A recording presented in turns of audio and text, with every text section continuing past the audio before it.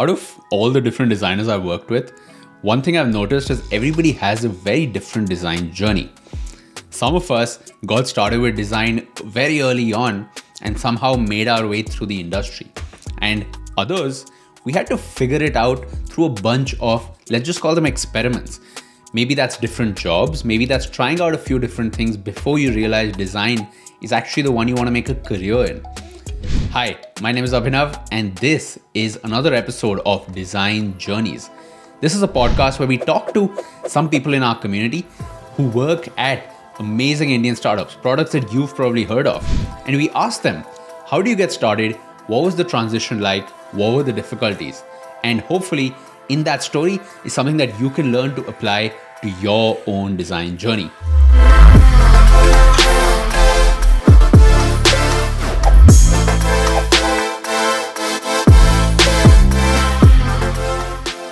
In this episode, we talked to Sargam. Sargam actually got her start through campus placements and she ended up joining TCS. Now, she was a developer there. Eventually, she had a few other roles as a project manager, but over time, she realized that design was something that she wanted to do. So Sargam, she's been a part of our 10K designers cohort. She's also a returning mentor. And in this episode, we talk about how she made that late career transition into UX design. Enjoy. Sargam, welcome to the show. Hi, thanks so much for having me. So, Sargam, your first job was at TCS, right? Right. So tell me about that life. What was that life like at TCS? What did you do every day? Right. Okay. So basically, this was my first job right after I finished engineering. And I got this through campus placements and I was pretty excited about it. So I just spent 4 years of engineering and then I was like, okay, I'm ready to start my career. Let's do this. And there were it was not my first time at an office environment because I did do an internship for a month, but at a startup. And that was my idea of an office environment when I was interning at that startup. And so I was pretty excited. And when I joined, there were a lot of things that made me go, okay, what the hell is this? How it's supposed to be? And the first thing was you've just done 4 years of engineering and then they put you in like a 3-month training. And that training is basically everything that you've learned in engineering, but it's like a crash course. And I was like, okay, fine. I just have to do this. It's my first job. So a lot of the time I was like, okay, I just have to do it. I can't help it. It's my first job. And that got me thinking like, why am I doing this 3 months of training? But then it made sense because a lot of folks who join TCS are also not from a computer science background. So they kind of need it. And at that point, I was like, okay, if you can do this in 3 months, why did I just spend 4 years doing it? You know, if 3 months is enough for you to be capable enough of working at TCS, I just spent 4 years plus 3 months actually doing it. So so when that happened, I was like, okay, cool, it's fine. It's my first job. This is how it works. Let's do it. Then the second thing about TCS that is actually really surprising is when you join, you have no idea what programming language you're going to work on, what project you're going to work in, who your team is going to be, which office you're going to work out of, whether it's going to be a home city or it's a totally different city. Basically, you have no idea. You're just going in blind and you're like, okay, fine. I think you kind of make peace with that also because it's your first job. You're like, fine, I'm going to take whatever comes my way. So that again was a little bit of a strange thing for me because I had no idea.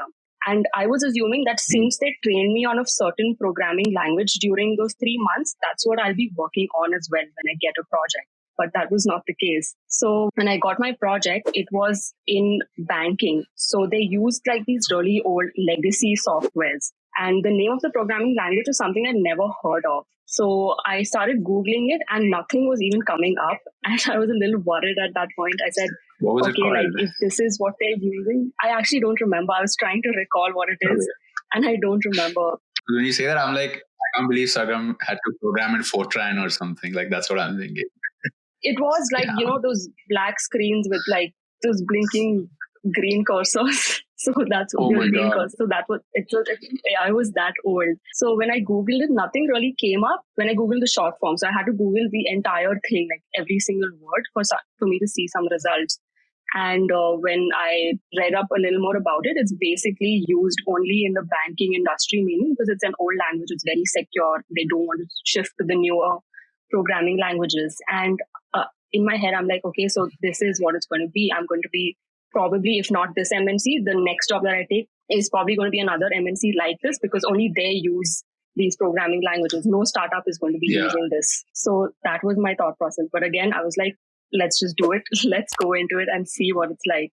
And so when I started working, it was, I had to like again learn from scratch, because I just did engineering where they try to teach you the latest stuff. I mean, not latest 2 years ago, but yeah, you get the idea. And then you did 3 months of training on the latest stuff, but only to work on something totally unrelated. So it was like, okay, again, I have to spend the next 6 months learning this. So that's what it was like.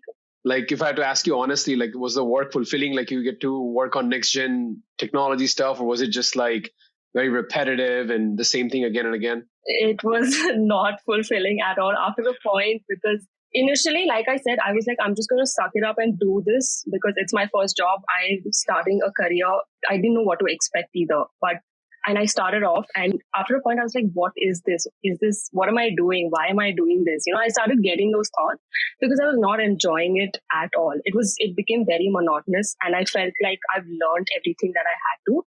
And it was more of like a crash course in the corporate industry for me. That's what it was, how to work with a team, how to navigate a workplace, how to speak to your managers, how to work with people much older to you because you're just out of college, everyone around you is your age. So, over there you'd have newer people, you got to address them by their name and not call them sir and all of those things. So that's what I learned actually in TCS pretty much. Technically, a lot of people do learn if they get good projects, but it really depends. There is no criteria or factor as to what you may get.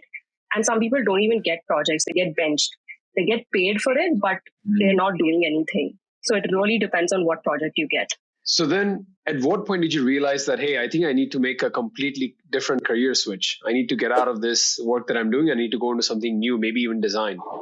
So what happened was, this was about like 2 years in. I'm still working there. I am traveling like 20 kilometers one way from my house to get to work every day and back. And that commute really makes you think, like, is this worth it? And most of the people around me, like my colleagues, my peers, they all started to upskill. So we all shared the same sentiment in the sense that, okay, why are we working on these legacy softwares? We need to upskill. We need to get with the times, see what companies like Flipkart, Myntra are looking for, because those were their aspirations at that time. So I was wondering, what is motivating these folks? Is it because they want better company culture? Do they want a better compensation? Do they want a more exciting role? So all of these factors was not motivating me to upskill in the same field. I was like, no, I mean, even if I do upskill, I don't want another similar job at just a better organization. I don't think this is something that I want to do. So I was clueless. I knew a little bit about design in the sense that I knew what design is, but I hadn't pursued it actively. A few people in my circle were dabbling with Sketch a little, and that's how I kind of knew that, okay, there is this field. But again, I didn't pay that much attention to it because I was so caught up in, oh my God, I don't know what I want to do. So that's when I was like, okay, fine, let's try and figure out what it is that I want to do. So I went to my parents and I told them that, listen, I don't want to do this anymore. I don't want to work at TCS. I'm not motivated to work. It's not exciting. And maybe I want to try something else out. And they were like, cool, do your master's. That seems like the most ideal growth trajectory. Like, okay, cool, you did a job. And your family has a lot of doctors and stuff, right? Yeah, so my family has a lot of doctors, so everyone's really sorted in their lives. And here I was with my little BTech degree, no idea what I want to do. Yeah, so they were like, cool, okay, why don't you go do your master's? And at that point, I was like, no way. If I do my master's in this, I am stuck in this for life. Because imagine investing all of that money only to not do that kind of work. So I told my parents very clearly that there's no way I'm going to do my master's either. They were like, no, see, you've done computer science degree, you've worked in computer science. Now, if you do a master's in computer science, the pay and the job that you get in the US will be great. Money will be doubled. Yeah. And I knew that if I do this, I am definitely going to be stuck with this for life. So I had to really tell them that I really don't want to do my master's and I don't want to work at TCS. And how old were you, if you don't mind me asking, at that point? I think I was like 25, 26, just over 25 actually. Okay. Yeah. They were like, okay, cool, then just, quit, fine, do what you want to do. After that, I did something at a startup, and that's when I actually figured I came closer to design. So that startup that I worked at was purely business related. It had nothing to do with tech. So I thought, okay, let's try this field out as well. I've tried tech, try business. And there was a small tech team there. And that's when I sort of got introduced to design. And how I came across 10K was someone from cohort 2 had put up a story on their Instagram that, they'd got all that merch. And I was like, oh, cool, what is this? And then he told me that I'm in this product design cohort and all of that. And I checked it out and it seemed really legit. I went to my parents. I said, this is something that I think I want to do. And they said, you want to do a course, like another course? Why? Because they had no faith in online courses. Everyone's doing a course on Coursera or something. They had no faith. They were like, who are these people? Why do you trust them? All of those questions. And I said, it seems really good. I'm going to try it out for 3 months and we'll see what happens after that. And they were like, okay. How did you convince them? I told them that I for some reason, I felt like when I went through the website, I felt like, okay, this really looks very legit and I feel like it's something I can do. And I told them that after I joined the course, I'm telling you, I'm going to make all of that money back really quickly. So don't worry about it. And they were like, okay, fine, but it's just a course. How are you banking so much on a course? And I said, well, I mean, I don't see any other path forward. I don't think I can study this on my own. And, let's give this a shot. And I had like reviews from my friends who were part of earlier cohorts and all of them were like, yeah, go for it if if this is something you want to do. So that's how I kind of got into design after TCS. So this is just mind blowing. So you went from TCS now all the way you're in design. A question a lot of folks might have when they're listening to this is when you work at TCS, there's a guarantee like this much money you will make. Maybe somewhere between 3 to 4 lakh rupees every year. I'm just ballparking. So a question that folks might have is like, when you go in the design field, can you make more than that in your experience? And if yes, maybe you can give a multiple or something just in your experience. Like, yeah. So when you start out, like the ballpark figure you said was pretty accurate. You're like, okay, fine, this is good. And then your 1 year hike happens and it's peanuts. It's not a hike. It's like 2%, 3%. And then you're like, oh my God, I'm putting so much effort and this is what I'm getting back. And at that point, that's when you start questioning the money, because at first you're like, okay, this is my first job. Let's just do it. Later you're like, okay, I have some experience. Maybe I can get something better. So I'm going to start questioning the compensation that I'm getting. So when I moved to design, I was a little scared because I didn't know, since I'm starting from scratch, like I don't have any experience as a product designer, will I get the same kind of pay? Because I was thinking from that point of view that they will count the years of experience that I have. And this is literally zero. I have 0 years of experience as a product designer, though I've done other things. So I was worried that it's going to probably start from like that same salary base. And I didn't want to be just making that much at like 27. So I asked around and they said, no, even like freshers get a lot better salary and all of that. So when I got my first job as a product designer, it was almost like a 3x jump in my salary immediately. So that was great. Awesome. And how long did it take you to really make that transition? So like starting from, let's say you're telling your parents, hey, there's this other field that's maybe related, kind of related, but still is interesting. So how long did it really take you to go from that to building confidence in the field to really now actually starting to make money from it? When I first quit, of course, I didn't know that I'm going to be getting into design. That came a little later. I was working at another startup. So it took me about at least 1.5 years to tell them that this is what I want to do, to join the cohort, to finish all of that and to get a job. So I think it was about 1.5 years, that whole process. And they were really stressed out because when I told them I want to do design, they were like, please don't become a fashion designer or something like this. Please tell me you're not planning to become an interior designer or a fashion designer. They had no faith in those fields whatsoever. And I said, no, this is something completely different. And all the apps that you use on your phone is designed by someone before it's developed. They just think that it's all done by like a software developer. That's all. Like, they're software developers. They do everything. And they were like, see, they make all the apps. So why don't you be the one who's making the apps? And I was like, I don't want to do this. Yeah. I want to design the apps and then give it to them to make it. And it took a lot of time for them to understand what exactly is this field. But now they understand, and my dad takes out like newspaper clippings if he finds something about the field that I'm working. Sometimes he misses the mark. He gets me things from industrial design. But the spirit is there at least. And then work-wise, if you had to compare like the work you now do as a designer compared to what you used to do at TCS, like how would you compare the type of work in terms of engagement, in terms of fulfillment? Right. So having worked in corporate, I feel like I don't know if that's how all corporates work, But at that point, there's so much hierarchy and you don't really have ownership of the work you're doing. You don't really have a say. You're given something, you do it. You do it well, great. You don't do it well, you hear a thing or two from your manager. And that's what it was. Like, you're given something, you do it, you're good. But in a startup, there is more conversation. You can give your opinions. You can give your thoughts about, okay, maybe we shouldn't do it like this. Let's try this out. Maybe this is not the right problem to solve right now. Maybe we should pick up something else. So there is a lot more, like, you have a seat at the table. Where I am currently, I can speak. I know I'm heard. Whether they take it or not is secondary, but at least I know I have a space to speak, and we can figure a better way out to do things. But that's not the case when I was in corporate. It's you've been given this, just do it. Like, no questions asked. So that is like a huge difference between then and now. And also then I was really just starting out. So I was like, can I ask questions? I don't know. Is this, something that people do? So I want to also ask you this, Sargam. Like, of course, you've been through the cohort. You've also been a mentor, helping a lot of folks get that hang of design.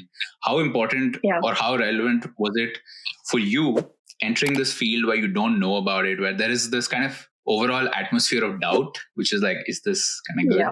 How useful was it just having other people who are doing it? Or what was that journey like for you in a community? Like, I would be curious to hear that. I think that helped me the most because, see, there was so many videos out there on the internet already. I think I'd pretty much watched everything on your channel as well, and a few other design channels, like the popular ones. I had watched everything. So I knew what design was, but having that feedback, that community, seeing other people starting off from the same level as me was actually really motivating. I pretty much spoke to a lot of mentors, and, I would try and get feedback. I would try and make conversation with them and understand what this industry was like. So I used to do that a lot. And I feel like that's what helped me the most, making those connections, speaking to people.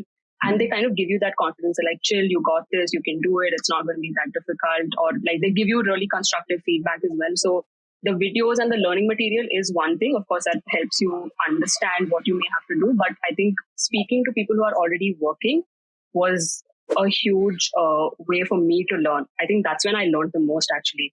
Just getting feedback and speaking to people who are already in this field. And how does it feel now to be helping people out, like going through that similar journey that you had been through? The imposter syndrome is real because I'm like, am I qualified to do this? Should I be giving advice? I've just been doing this for a year. But then I remember my times at the cohort and how everyone would, if you're reaching out to someone, they want to help you. So that you take what is making sense to you. Of course, if a mentor is giving you feedback, you don't take every word of it. You take what's making sense to you.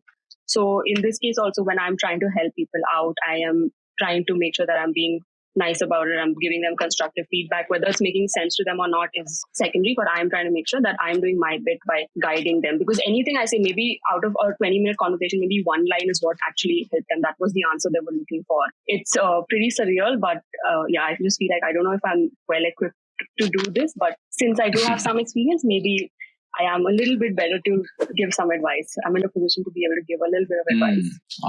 Awesome. I mean, I have one more question for you, which is now that you have you are in the momentum of, let's just say, being in the design field, right? You've gotten over that initial hurdle and now you're kind of going through this. Like, how do you now look at your future? Like, what are some things that really excite you about this field, about design? So a couple of things that really excite me actually is there are so many great companies out there doing some great work. And now I feel like I can even aspire to sort of get there, to maybe tomorrow if I want to work at an Airbnb. I just feel like it's not a goal, like it's not an impossible goal. For some reason, I just feel like maybe I can work at a company like Airbnb eventually, of course not right now, but maybe eventually I can. It seems like it's achievable. For me, right now, what I'm looking at is to, of course, get better at what I do. Since I have just 1 year of experience, I feel like I still have a lot to learn, and it's only uphill from here. I'm not going to forget everything that I've learned, or I'm not going to get worse at design. So at least I know that with the skills I have right now, I have a job. So that's great. So I won't go backwards at least. So that's also comforting. Yeah, like I said, these companies somehow just don't feel so out of reach. I feel like, okay, even though I didn't go to an IIT, it's okay. I can still get into maybe like a Swiggy or a Dunzo. So so that's what I'm looking at, like, getting to work at one of these really big names at some point. Awesome. All right. Thanks a lot, Sargam. Thank you so much. Thank you so much, Sargam, for sharing your wisdom. Thank you.